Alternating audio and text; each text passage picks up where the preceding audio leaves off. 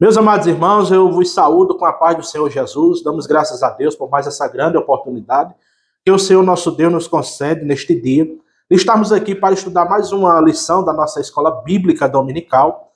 Dessa feita, a lição de número 4, a lição de número 4, que tem como assunto a confirmação de uma promessa. Nós estamos estudando uma série de lições sobre a vida do patriarca Abraão, numa perspectiva de homens dos quais o mundo não era digno, o legado de Abraão, Isaque e Jacó. E nessas primeiras lições, nós estamos estudando acerca da vida de Abraão e tirando para nosso proveito, para a nossa vida também, muitas lições positivas e, por que não dizer, lições também negativas, para a gente não fazer como Abraão fez. Por que, irmão, eu digo isso? Porque Abraão, apesar de ser um homem, ser o pai da fé, conhecido pai de multidões de nações, era homem e era falha, era sujeito às mesmas falhas que eu e que você.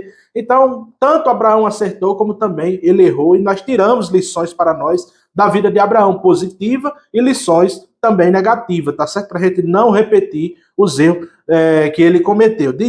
Já dizia uma pessoa, né, que é melhor aprender com os erros dos outros do que com o nosso. Então, a lição de hoje, ela fala da confirmação de uma promessa. O texto áureo da nossa lição diz assim: estabelecerei o meu conserto entre mim e ti, e a tua semente depois de ti, em suas gerações, por conserto perpétuo, para te ser a ti por Deus, e a tua semente depois de ti. Gênesis 17:7. A verdade prática diz que Deus é fiel para cumprir tudo aquilo que nos prometeu, ou nos promete, né? Irmãos, se ele prometeu e promete hoje, Deus, ele é poderoso. O escritor aos Hebreus, ele diz que Deus é poderoso para fazer muito mais do que pedimos ou do que pensamos. Glória a Jesus por isso. A nossa lição, meus irmãos, ela é composta por três importantes pontos, né? O primeiro ponto da nossa lição, ele fala do Deus muda o nome de Abraão e Sarai. O segundo ponto, ele diz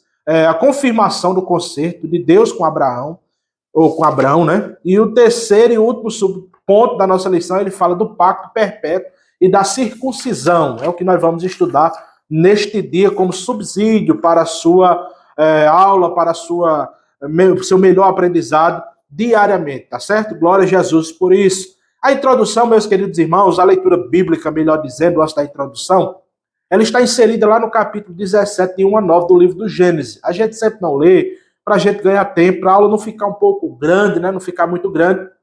Então a gente resolve a passar. Mas se você quiser ler, está lá no capítulo 17, dos versículos 1 ao 9 do livro de Gênesis, tá certo? Então a introdução da nossa lição, ela diz que Deus prometeu que Abraão ele seria pai de multidão de nações. Mas ele já estava com 99 anos. E a sua esposa estéril. E a sua esposa era estéril. E estava também com 89 anos de idade. Porém, o Eterno, mais uma vez, trouxe a esperança ao coração de Abraão, afirmando e estabelecendo o seu concerto com ele. Então, o que ele diz? E estabelecerei o meu concerto entre mim e ti, e a tua semente depois de ti, em suas gerações. Gênesis 17:7. Nesse caso, e nesta oportunidade, veremos que Deus ele é fiel e cumpre as suas promessas no tempo certo. Então, meus irmãos, a nossa lição, ela trata exatamente da confirmação da promessa de Deus na vida de Abraão. Lembremos das lições passadas, lá no capítulo 12 do livro do Gênesis, quando Deus ele falou com Abraão pela primeira vez, lá em Ur dos Caldeus.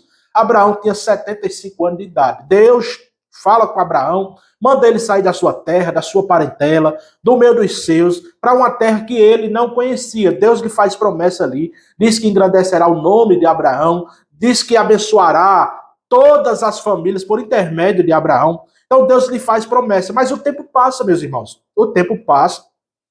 Quando Abraão está com 85 anos de idade, acontece um episódio na vida de Abraão. Que episódio é esse? A sua mulher, Abraão era um homem de 85 anos, a sua mulher já era uma mulher de muita idade também avançada, e ela, eu posso categoricamente dizer que Sara, no momento de descuido, no momento de fraqueza da sua fé, desconfiou, ou descreu de Deus e quis dar uma ajuda a Deus fazendo algo sem a permissão de Deus e sem a orientação divina. Então o que é que Sara faz? Sara chega para Abraão e diz a ele: olha, você já está muito velho, eu sou estéril, e além da minha esterilidade, eu sou uma mulher de idade avançada, E Deus prometeu um filho, mas está tardando. Então, tem uma serva aqui, na época, irmão, lembrando que na época era permitido, na região onde eles habitavam, a sua senhora pegar a sua serva, dar ao seu marido, ele teria filhos com ela, mas o filho da escrava, da serva, não seria da escrava, e sim da sua senhora, né? Era permitido naquela época, naquela geração, porém para Deus não era permitido. Além de Abraão ser um homem crente, tinha promessa de Deus na sua vida, não lhe era permitido fazer isso. Então foi um descuido, vamos dizer, uma descrença da própria Sara e um vacilo do seu marido aceitar aquela situação. Abraão se deita com Agar e tem um filho, né? Você vê todo um problema que dá ali, né? Mas, irmãos, Deus, ele, apesar da falha de Sara ou de Sarai, apesar da fraqueza de Abraão em aceitar o desejo da sua esposa, Deus, ele vela para cumprir a sua promessa. Em 12 do profeta Jeremias, Deus, ele diz assim, o que vê Jeremias? Ele disse, eu vejo uma vara de amendoeira. E Deus disse, viste bem, porque eu velo sobre a minha palavra para cumpri-la. Então veja, irmãos, que mesmo diante da fraqueza humana, há bênçãos de Deus na nossa vida que são incondicionais. O que é isso, irmão, incondicional? É que não depende de mim, não depende, irmão, da minha vontade, mas unicamente da vontade de Deus. Tem coisa na minha vida, tem promessa de Deus que depende, irmão, que é condicional, ou seja, tem alguma contrapartida minha. Se eu, por exemplo, Deus prometeu a Israel, se eles não se contaminassem com o povo da terra, não desse as suas filhas para eles casarem, nem receberem marido de outras nações, Deus prometeu a Israel que as doenças que foi dado lá no Egito não chegaria ao povo, o povo não adoeceria, não passaria por situações de não teria inimigo, então era uma promessa condicional ao povo, à obediência do povo. Mas tem coisa na nossa vida que é incondicional. Por exemplo, a salvação, ela é uma bênção incondicional. Eu não mereço nada para me ser salvo. Depende de quê? Da graça de Deus. Porque Tito, ele diz, na sua palavra, 2:11, Tito escrevendo, ele diz, porque a graça de Deus se há manifestada trazendo salvação a todos os homens. Então são promessas incondicionais. Mesmo diante do erro de Abraão, mesmo diante do erro de Sara, Deus, ele vela para cumprir a sua palavra, né? Então, o primeiro ponto da nossa lição, isso é a introdução, para a gente entrar na lição,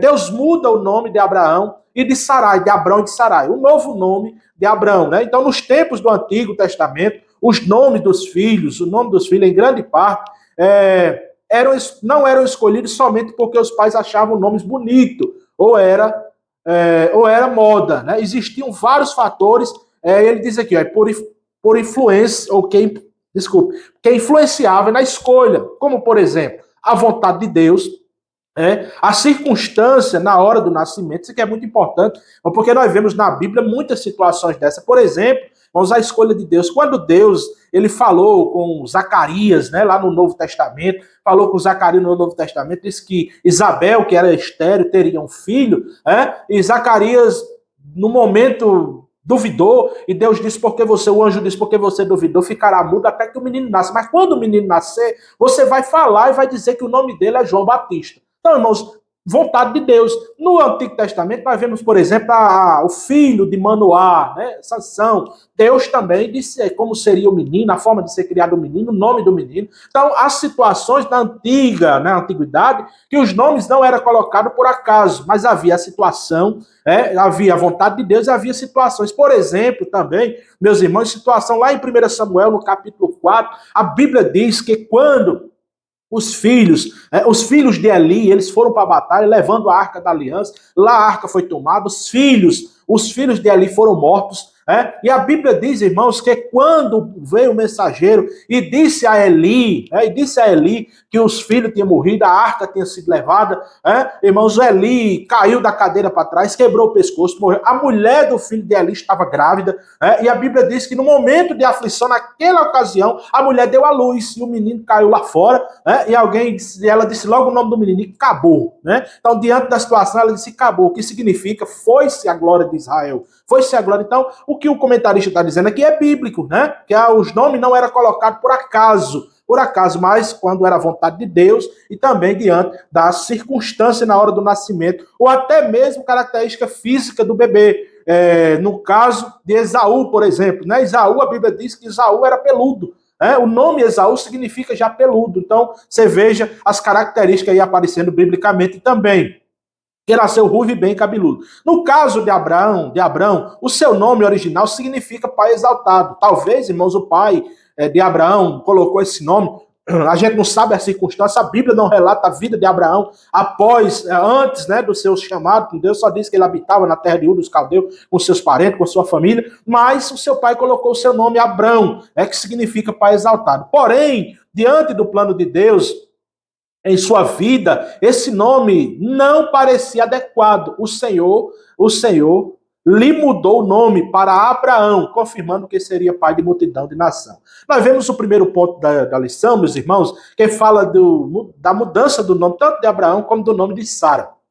Isso aqui é muito importante, porque, meus irmãos, isso aqui significa que Deus ele mudou o nome desse casal, né? Mudou o nome de Abraão e o nome de Sara, para que a sua identidade estivesse alinhada com o seu, ou alinhada ou em harmonia com o seu propósito. Qual era o propósito de Deus de mudar o nome de Abraão? De torná-lo pai de multidões de nações. É o significado do nome Abraão. Abraão, pai exaltado. Abraão, pai de multidões de nações. Então veja, meus irmãos, que Deus ele mudou o nome de Abraão, também o de Sara, nós vamos ver aqui no próximo ponto, irmãos, para alinhar com o seu propósito, Às vezes é preciso que Deus tire de nós até mesmo o nome para alinhar com o seu propósito ou com a sua promessa em nossa vida. Então é muito importante que você saiba disso. Abraão teve o seu nome mudado com um propósito. Deus achou exatamente, irmãos, que o nome Abrão não era adequado, mas Abraão, porque Deus os tornaria pai de multidões de nação. Um dia Deus disse a Abraão, não está lá no Gênesis, no capítulo de número 15, o versículo 5, Deus disse a Abraão, olha Abraão, sai da sua tenda aí. Abraão saiu, ele disse, conte as estrelas do céu, se pode contar. Abraão, quem é que vai contar as estrelas do céu, né? Então ele disse, assim, Abraão, será a sua descendência na terra. Então você veja que Deus anima sempre Abraão lhe fazendo promessa, e o seu nome tem tudo a ver exatamente. Era a transição que Deus estava fazendo. No capítulo 12 ele se chama, até o capítulo de número 16, até o último versículo, ele se chama Abrão. Mas do capítulo 17 diante, Deus faz essa transição de Abrão para Abraão, significando que ele seria pai de multidões de nações. Glória a Jesus por isso. No segundo ponto, segundo subponto da nossa lição, ele fala aqui, meus irmãos, o novo nome de Sara. Nós vimos o nome de Abraão, mudado para Abraão, e agora o nome de Sarai para Sara, né? Então o nome Sarai em hebraico significa minha princesa ou minha senhora. Veja, irmãos, o que significa o nome de Sarai. No novo nome, Sara significa mãe de nações, né? Diz a Bíblia, disse Deus, mas a Abrão, e Sarai, tua mulher, não se chamarás mais pelo nome de Sarai, mas Sara, né? Mas Sara, e o seu nome, porque eu hei de abençoar e te hei de dar de ti dela um filho, e a abençoarei, e será mãe de multidões de nações, e reis e povos sairão dela. Isso aqui, irmãos, é muito forte, muito interessante. Irmãos, que Deus ele faz promessa também a Sara. Além, irmão, de fazer a Abraão, que ele seria pai de multidões de nações, ele faz uma promessa singular a Sara aqui, dizendo que dela, né, e de Abraão sairia, irmãos, reis. E é interessante que antes, irmãos, nos primeiros reis, lá no livro do profeta Samuel, lá na frente, quando Samuel é rejeitado, quando Deus é rejeitado pelo ministério de Samuel, o povo ele pede um rei, Samuel ele fica triste com aquilo ali, e Deus disse, não fique triste, Samuel, porque o povo não está lhe rejeitando, mas está rejeitando a mim, então faça o que o povo está dizendo. Ou seja, irmão, o povo não estava reprovando a forma que Deus dirigia eles, que era por meio do sacerdote, juiz, então você veja, Deus estava reprovando, o povo estava reprovando o modo que Deus estava regendo eles, e pede um rei. Mas antes disso acontecer, irmão, lá no livro de 1 Samuel, meus queridos irmãos, ou melhor dizendo, lá no livro do Gênesis, capítulo de número 36 e versículo 31, diz que antes que os reis governassem Israel, irmãos, o primeiro rei, tinha um rei chamado deixa eu ver aqui o nome dele aqui, Belar, o nome desse rei Belar, diz que ele governou Israel. Antes de ser da monarquia, né? Dizia ali uma monarquia em Israel, um rei chamado Belar era um descendente exatamente de Abraão e de Sara, que governou o povo de Israel. Então veja que Deus, ele cumpre, irmãos, e vela para cumprir com a sua promessa. Disse a Sara que dela sairia reis. E o primeiro rei que eu estou dizendo, é o que vocês falando, esse rei Belá, você pode, é filho de Beon, está lá no Gênesis 36, 31, você pode anotar aí e conferir depois, tá certo? Então ele diz mais, podemos ver, por intermédio da vida de Abraão e de Sarai, que Deus ele promove mudança significativa na vida daqueles que nele confia e entende o seu chamado. Olha, irmãos, deixa eu lhe dizer uma coisa.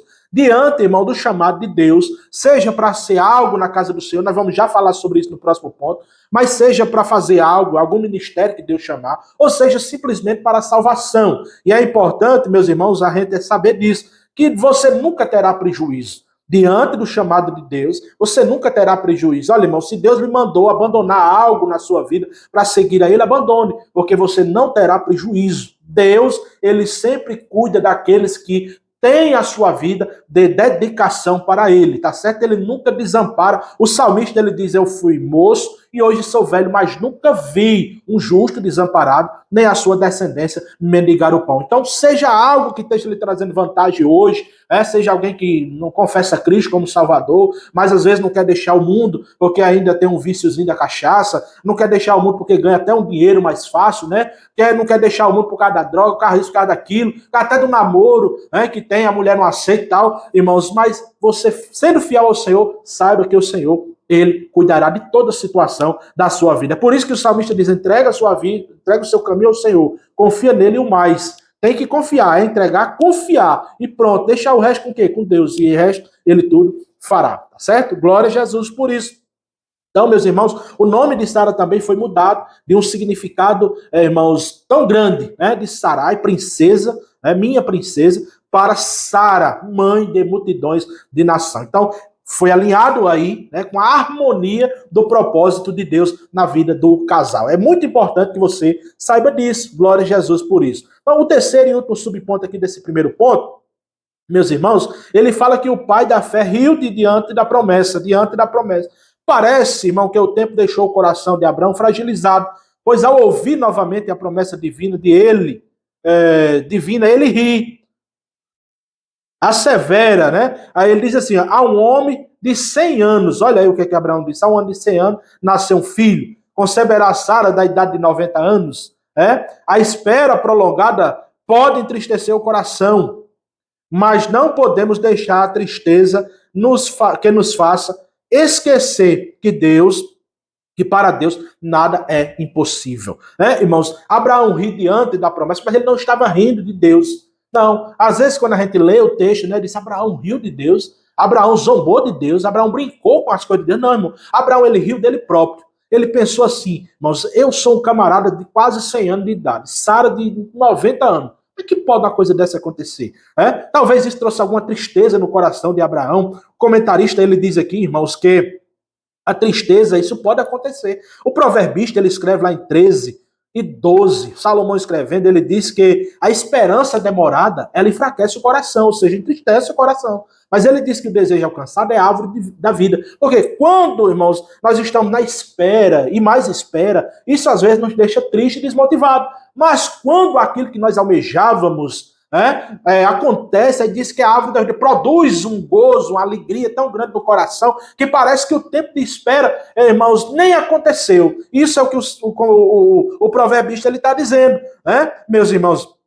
É muito importante isso. E outra coisa também, meus irmãos, Lucas ele escreve, Jesus escreve, Lucas registra lá em 1:37, ele diz que para Deus nada é impossível. Olha, irmãos, Deus fez Abraão exatamente prosperar na sua família. No caso, irmão, de ter filhos com Sara, Abraão com 99, Sara com 89 anos de idade, por exemplo, irmãos, isso à luz da medicina, da ciência, é impossível. Mas o Lucas ele diz, há alguma coisa impossível para Deus?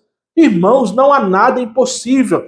Quando os discípulos questionaram a Jesus, irmãos, acerca de quem poderia se salvar, Jesus disse, o homem isso é impossível, mas para Deus, tudo, ele não disse algumas coisas, ele disse, tudo é possível. Se Abraão tivesse 500 anos e Deus dissesse, não importa, 500, 1.000, 2.000, 3.000, o tanto de ano que ele tivesse, Deus faria do mesmo jeito, porque ele é poderoso, quem criou o homem foi Deus. Quem é que dá a fertilidade do homem? É Deus. Se você é pai hoje, meu irmão, se você é mãe hoje, minha irmã, saiba que, meu irmão, eu sou porque meu ventre é um ventre sadio, é porque meu marido é sadio. Não, é porque Deus, ele permitiu que o seu marido tivesse exatamente a fertilidade e você tivesse um ventre sadio para gerar filhos. Saiba sempre disso. Não é pelo seu mérito, não é porque você é bonita, porque você tem os olhos azuis, porque você tem o cabelo bonito, não é porque você é pretinha, não, nada disso, meu irmão. Não é porque você é grandão ou pequeno demais, nada disso. É porque a bênção de Deus,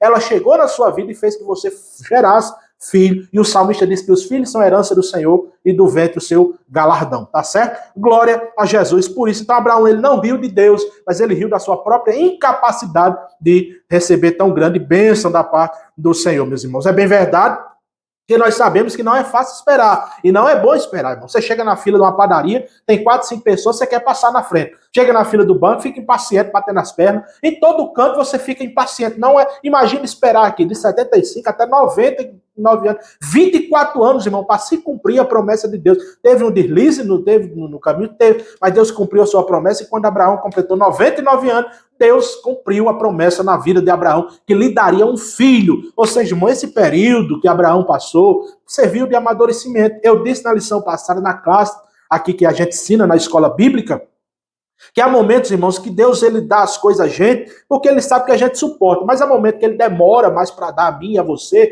porque ele quer nos moldar durante esse período, ele quer forjar o meu caráter, o seu. Olha, irmãos, eu dei até um exemplo, por exemplo. Quantas vezes você vê pessoas aí, vou falar de riqueza, quantas vezes você vê pessoas aí nas mídias sociais, na televisão, que não tinha nada na vida, aí ganham 100 milhões de reais na loteria, né? Você daqui a pouco você olha para aquela pessoa, a pessoa não tem nada. Como diz o ditado, tá puxando um cachorro sem coleira. Não tem nada na vida. Por quê? Porque não estava preparado em receber tamanha bênção. Assim, irmão, é também a nossa vida. Às vezes Deus não dá nada a gente no momento em que a gente pede, porque Ele quer forjar o meu e o seu caráter, para quando a bênção vier na nossa vida, nós temos como administrar e saber como administrar, tá certo? Glória a Deus. Por isso, segundo subponto, meus irmãos, ele fala aqui da confirmação do conceito de Deus com Abraão. Esse é o ponto central da nossa lição. Ele faz o chamado de Deus a Abraão.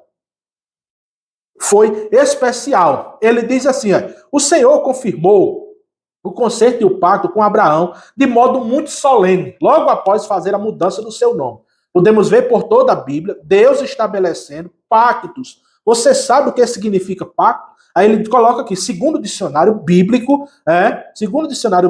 é um acordo de compromisso que continha promessa em obrigações específicas, né? A primeira vez que vamos encontrar a palavra pacto nas Sagradas Escrituras está lá em Gênesis 6:18.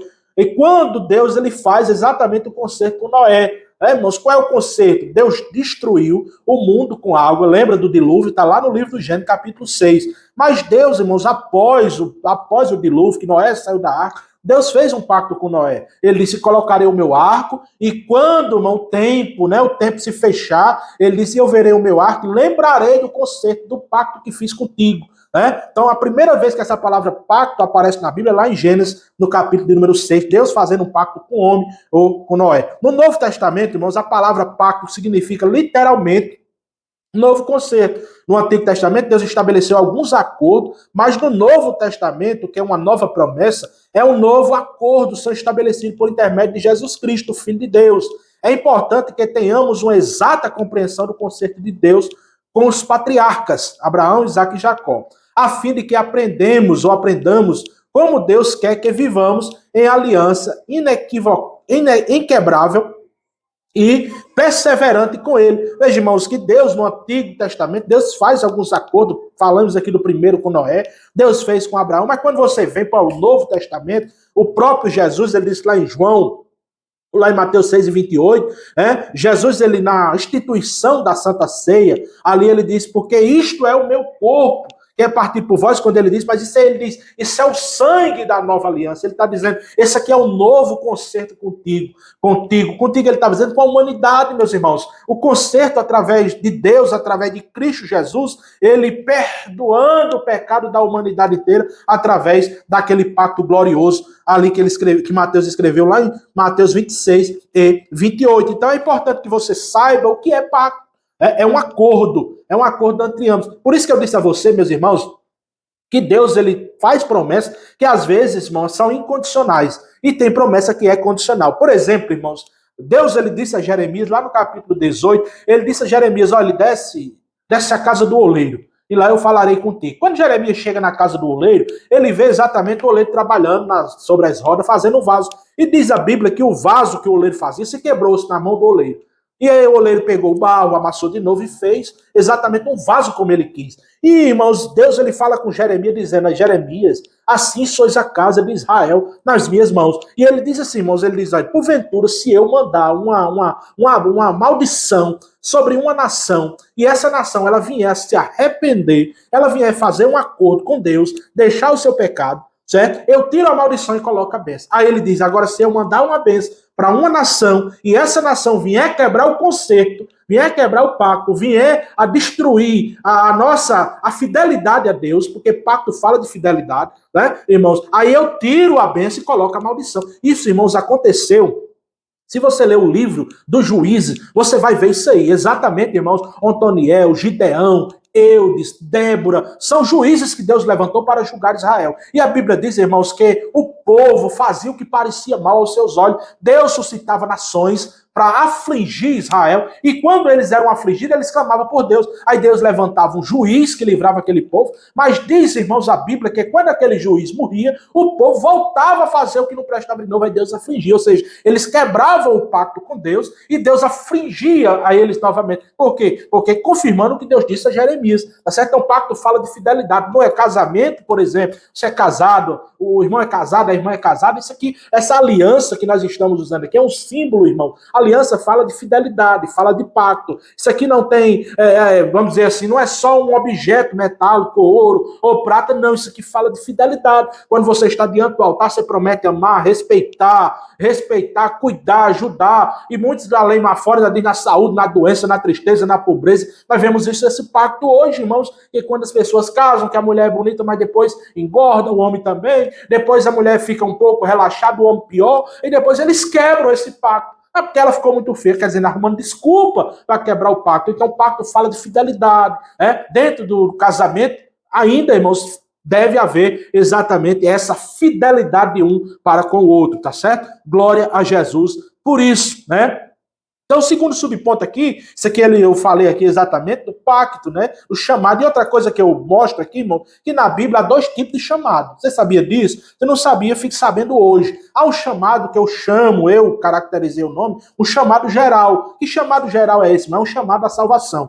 Todos são chamados à salvação. Tito 2:11, ele diz, porque a graça de Deus se ha manifestado, trazendo salvação a quem? A todos os homens. A graça de Deus, através de Cristo Jesus naquela cruz, ela trouxe salvação a todos os homens. Então esse é o primeiro chamado. João 3:16 diz, porque Deus amou o mundo de tal maneira que deu seu Filho unigênito para que todos aqueles que nele creem, não pereçam, mas tenham a vida eterna. Então há um chamado geral na Bíblia para que todos sejam salvos, mas também há um chamado específico. O que chamado específico é? É a chamada para o ministério. Por exemplo, irmãos, quando Paulo escreve lá em Efésios, diz que Deus chamou um para apóstolo, outros para profeta, outros para doutores, outros para pastores ou mestre, outros para evangelista, querendo o aperfeiçoamento dos santos. Ou seja, irmãos, há chamado no geral, todos somos chamados, mas nem todos são chamados para o ministério. Tem muita gente enganchada aí que acha que ele é chamado para tudo no mundo, né? Até para a festa de aniversário, sem ser convidado, ele disse que tem que estar lá. Mas eu estou falando isso porque há um chamado específico na vida de Abraão aqui, um chamado muito especial e solene, assim também como há hoje, irmão. Tem homens hoje,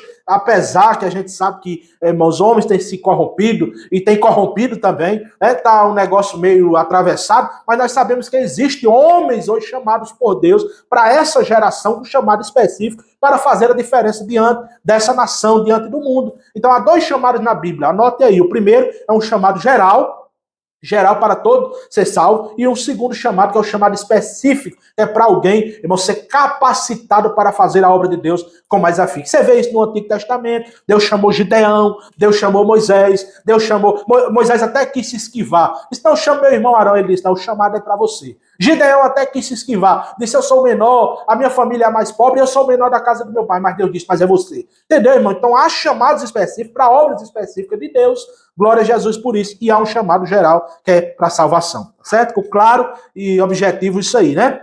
Segundo subponto, ele fala qual é o objetivo do concerto do patriarca. O propósito único e supremo era de trazer salvação. Não era apenas de trazer salvação apenas à nação de Israel, mas toda a raça humana. Deus havia prometido que abençoaria todas as famílias da terra por intermédio de Abraão. Isso aqui é muito importante, irmãos, e interessante, é quando Deus ele chama Abraão, ele faz promessa, ele diz a Abraão, ele diz, ó, eu abençoarei, engrandecerei o teu nome, ele diz, e em ti, Abraão, serão benditas todas as famílias da terra. Nós sabemos, irmãos, que a bênção que Deus prometeu a Abraão ali, não era apenas, não ficou em Abraão, mas passou por Abraão. De Israel, meus irmãos, seria exatamente a bênção para todas as nações. Isso é provado que quando Jesus, lá no capítulo 4 do livro de João, ele tem uma conversa com a mulher samaritana, a mulher questiona Jesus, nossos pais adoraram nesse monte, e vocês dizem que é Israel onde se deve adorar. Jesus tem aquela conversa com aquela mulher, e Jesus diz a ela, diz, vocês adoram o que vocês não sabem, mas nós quem? Os judeus, adoramos o que sabemos. Ele diz, porque a salvação, ela vem dos judeus. Então, a bênção que Deus prometeu a Abraão, lá na antiga aliança, lá no dia lá que chamou Abraão, e abençoarei os que te abençoarem, e em ti serão benditas todas as famílias da terra, a bênção da salvação por intermédio da nação de Israel. Ou seja, irmão, Israel seria o representante de Deus no que tange a pregação do evangelho no mundo. A gente sabe que eles falharam nisso. Jesus disse, irmãos, olha, eu vim para o que era meu, os meus não me receberam, mas todos quantos me receberam, eu dei-lhes o poder de serem feitos filhos de Deus. Ou seja, a bênção de pregar o evangelho passou dos judeus para a igreja. O propósito lá antes da fundação do mundo, e o Cordeiro tinha morrido, tá certo? Então, glória a Deus por isso, irmãos. A bênção que Deus prometeu a Israel, por intermédio de Abraão, a bênção que Deus prometeu a Abraão, irmão, não seria em ficar ali parado em Abraão, mas passaria por Abraão e abençoaria todas as famílias da terra. É por isso que você, meu irmão, o salmista, ele diz, ore pela paz de Jerusalém, prosperarão todos aqueles que o amam. É por quê, irmãos? Porque há uma promessa de bênção. Você sabe, ou se você não sabe, o Brasil, irmãos, apesar da situação que a gente está vivendo no contexto hoje, político, né, irmãos? Mas o Brasil tem a bênção de Deus. Em maio, se não me foge da memória, de 1947, meus irmãos, cumpriu-se uma promessa do profeta, que o profeta Deus falou através do profeta Ezequiel, que espalharia a nação de Israel por toda a terra, mas traria de volta para a sua terra.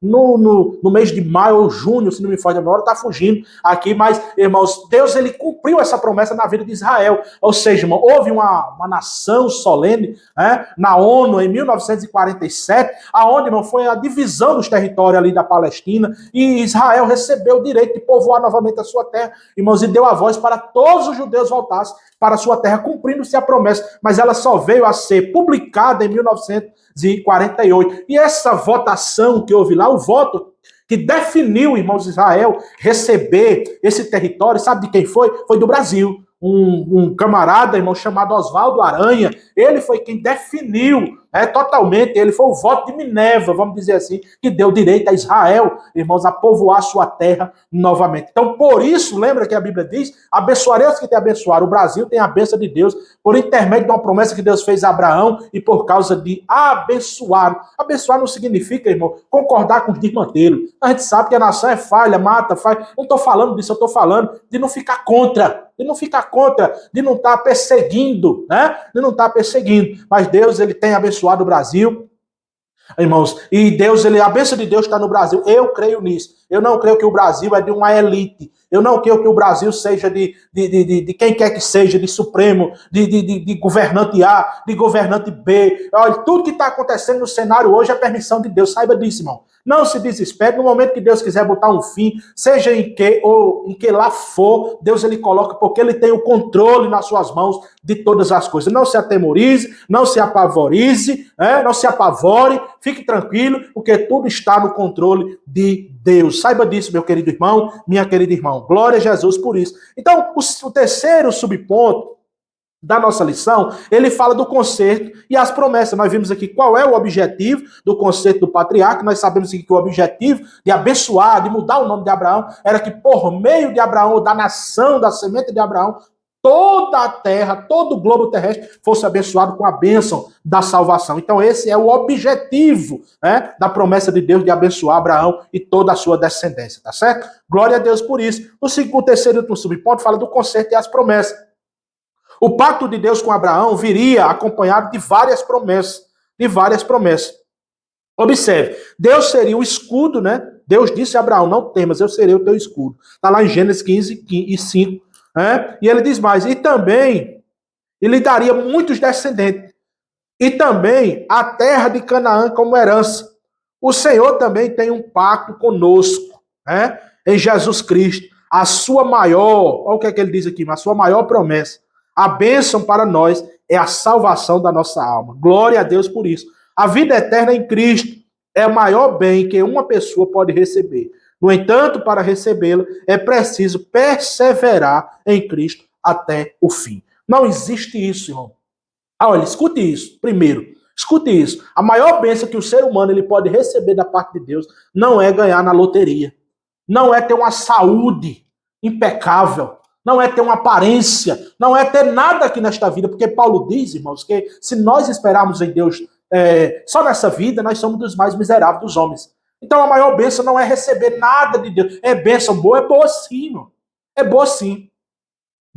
Jesus, ele disse aos seus discípulos, o que é que nós ganharemos por te deixar? Pai, mãe, Jesus diz, em verdade, vos digo que vocês que deixaram pai, mãe, irmão, tudo para me seguir, ganharão nessa vida 6 vezes mais, e no porvir a vida eterna. Então a maior bênção que nós podemos receber da parte de Deus é a salvação da nossa alma. Agora isso só é possível se perseverarmos até o fim. Jesus, ele diz lá em Mateus 24:13, ele diz, mas aquele que perseverar até o fim será salvo. Não adianta, irmão, você lutar 99 anos como Abraão lutou, e no fim ele dizer assim, 99 e um dia, pronto, eu vou deixar de ser crente. Você perdeu, eu vou deixar de crer, vou deixar de obedecer. Você perdeu a sua salvação, meu irmão.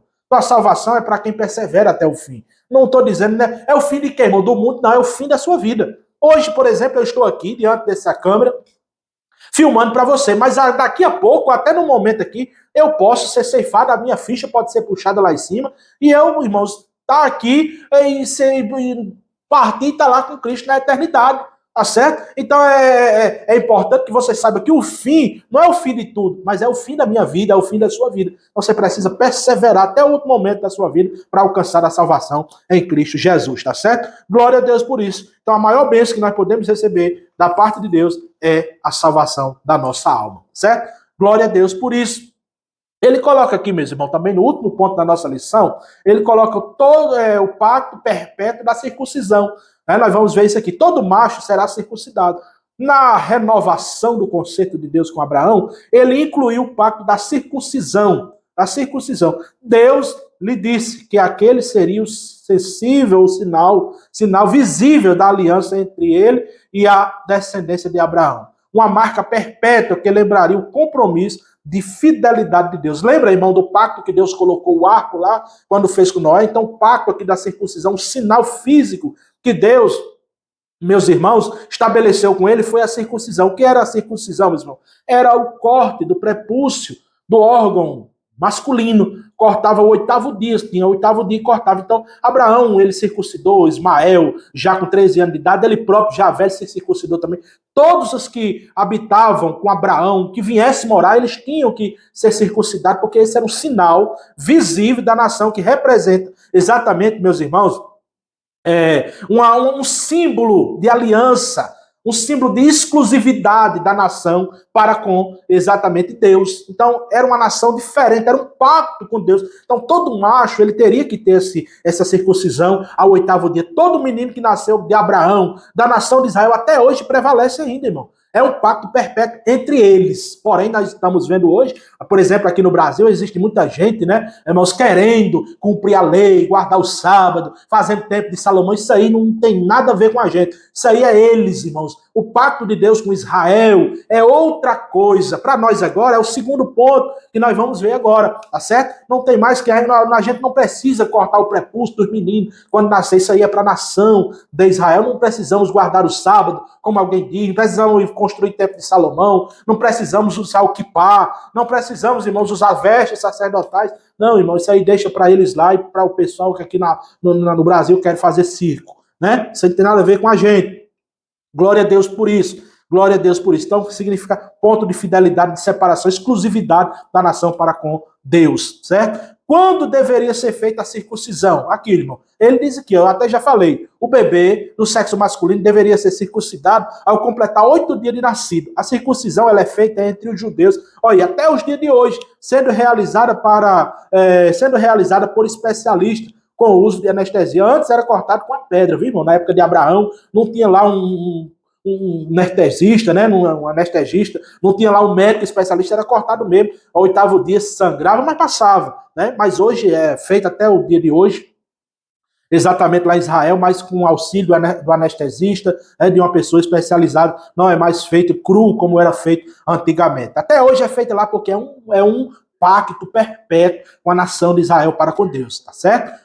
Terceiro e último subponto, é onde a gente quer entrar exatamente para dizer o que isso simboliza para mim, para você hoje, está aqui. Olha, a circuncisão do coração. Ele diz assim, ó, em obediência e determinação de Deus, Abraão realizou esse pacto, esse ato, em seu filho Ismael, quando ele já tinha 13 anos. E todos que estavam na sua casa. Ele próprio quem? Abraão, também foi circuncidado quando já tinha 99 anos de idade. Não podemos, irmãos, aqui é onde entra, não podemos esquecer de que a circuncisão física era inútil para aqueles cujo coração permanece circunciso.